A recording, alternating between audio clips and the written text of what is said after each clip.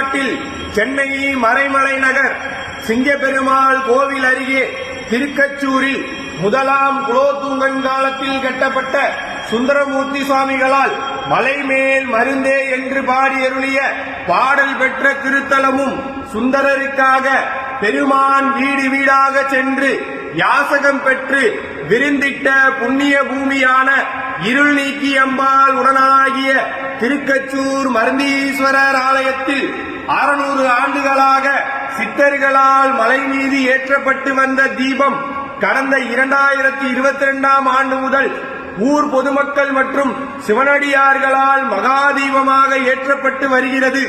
இந்த ஆண்டு வருகின்ற டிசம்பர் மாதம் 3ஆம் தேதி புதன்கிழமை கார்த்திகை மகாதீபத்தன்று மாலை 6 மணிக்கு மகாதீப கொப்பரையில் மலைமேல் மகாதீபம் ஏற்றப்பட உள்ளது.